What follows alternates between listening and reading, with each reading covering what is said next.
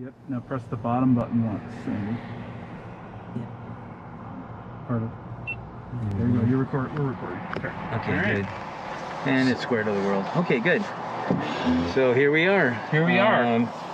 So I'm John. Nice to meet you, Sandy. Hey, it's great meeting you, John. Founder and president of Tesla Owners Silicon Valley. So one of the 35 beta testers. So I don't know if I should just pick any location, or do you want to do side streets? What would you like to do? I'd like to do anything that's kind of congested, normally. Okay. Like side roads and whatever. I don't need to have congested like it's full of traffic, but something that shows me what it would be like to drive on, ordinary roads, not expressways. Yeah, okay. So I'm just gonna pick, I just picked a random location. I don't live in this area, so I guess we'll kind of find out. Okay. And then let me just pull out here and then I'll initiate it. Just let these cars go. Sandy, look at the dash. See what it looks like. What's that? Look at Oh, the here? dash. Yeah. So oh, here, wow. Oh, yeah, that's so different. Here, what this is the FSD visualization. So literally everything is color coded, right? So let me just follow here. Which way are we going? Making a left here. All right, so all right, so we're making a left here. So it's completely driving itself right now. Okay, it's cool. noticing it should go over. Oh, I gotta love that. It's going over to the far left lane. So how much touching are you doing on the wheel? Nothing other than a turning force nudge. So Okay. yeah, so as of right now you'll see okay, so it's green, so it's gonna go. So what happens when it turns green but the arrow's not on? By the way, I'm literally not doing anything Yeah. right now. So that's a left-hand turn right there. Navigate on autopilot can't make left turns. Yeah, we had some major excitement with on-ramps that don't have a dotted line. Okay. Corey thought I was trying to kill everybody, or at least the two of us, because we went right into a construction zone. I think that one of the things that we're going to be putting out in my report at the end is that the governments better get their together. Yeah. Everybody's got something to say, but really and truly, the only real bad experiences we've had are where all of a sudden the dotted lines or the solid lines disappear. Yep. And somebody saved, a nickel's worth of paint, and that's really what it boils right down to. Yep. And state to state was different, so we're very interested in. Sandy, look at how confidently it's driving over there. Yeah, I know. It's like It's like we're now just having this a drives like conversation. me instead of you're Mr. Cautious and whatnot. This drives a little more like what I would do. So it's identifying and color coding everything. So everything that's red is like a curb. Cars in front of me are green. Cars to the left of me are blue. And then mediums, like here, you can see the medium over there is purple. So it can already see all the lanes that are happening, right? And again, it's doing the full turn itself. Yeah. Right? So I have a question. I noticed that it stops aggressively.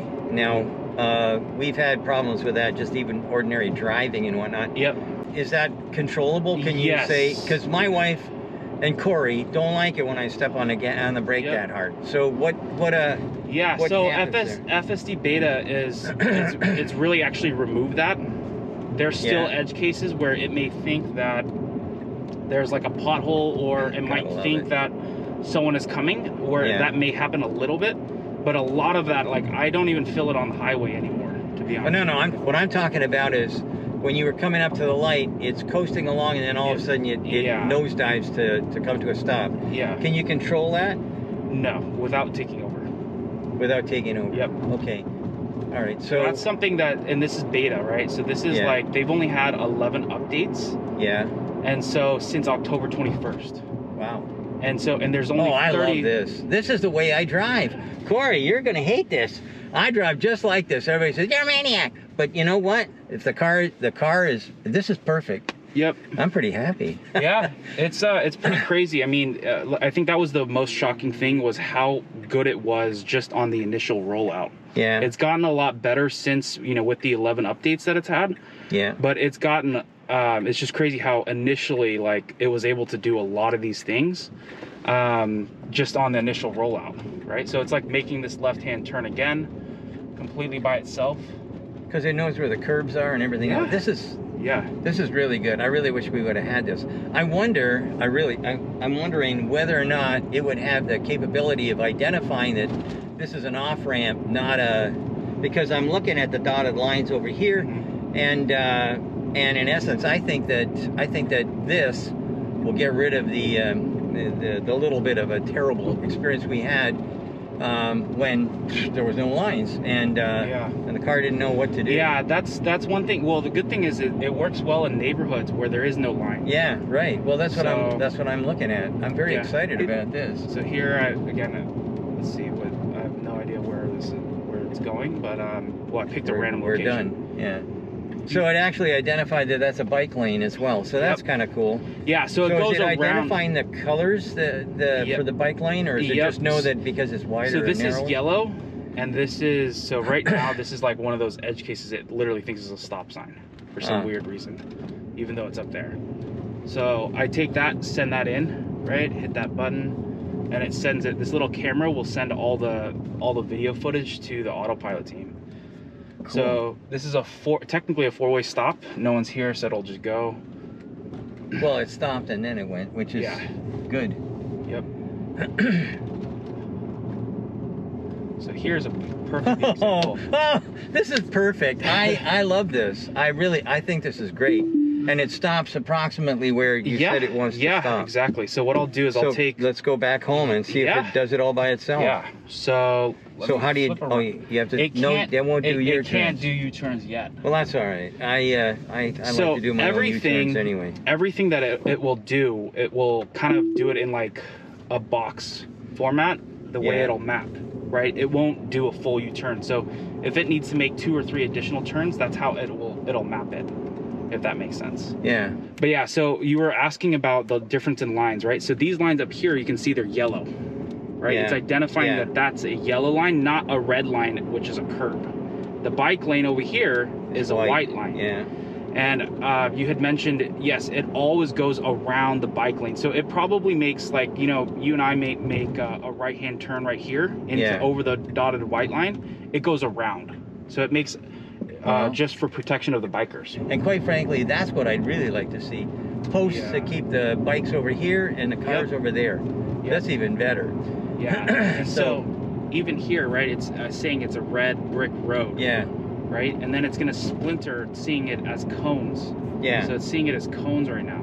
But I like the idea of separation of bikes and cars. If it was up to me, I probably would put bikes and sidewalks in the same thing, and if somebody drifted over, they'd hit a big curb because it's cheap that way. I mean, it's cheap to make an expressway that way. So I don't have anything against exercise or bicycles in general. I just don't like the fact that cars and bicycles don't the wrong guy. They don't make sense together. Okay, so right off the bat, I'm very impressed. I was hoping for, actually my best hope was less than what I just saw. I'm pretty excited about what I just saw. I'm an aggressive driver. This drives aggressively. I'm assuming that most of the people who are A-type personalities or at least don't like to stand in lines are going to love the fact that it drives similar to the way that they drive. Now, aggressive driving isn't dangerous driving or stupid driving.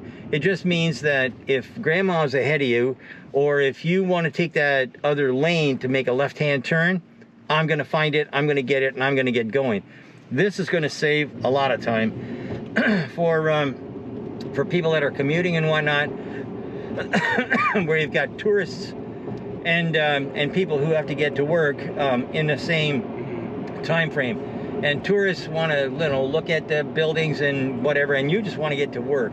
So I like the way this thing is handling these see, even it, so it picks this because now I don't have to be in the same lane as that Toyota over there. And it knows it's going to make a right too. And it does. So that way, I want that outside left-hand turn lane.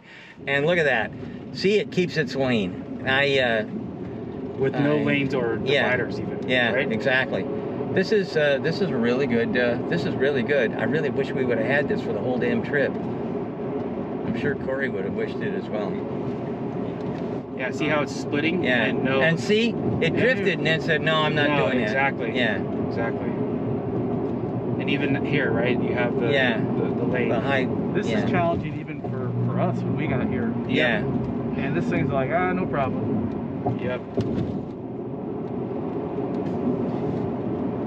So here, it's going to go all the way to the right. See that? Yeah. Now, I didn't hear the turn signal go on. Oh, it did. Hear it I can hear it now. Yeah. It's a little bit It's lower. quiet. Yeah. So here, it's and yielding. Yeah. That's cool too. So it did the stop and then it drifted through the light. Right. So I guess we'll just pull up to the crown, I guess. Yeah. Yeah. Very cool. Thanks, Sandy, for coming along the ride. Well, thank you. Thank you very much for exposing me to something I really was kind of hoping to get a look at.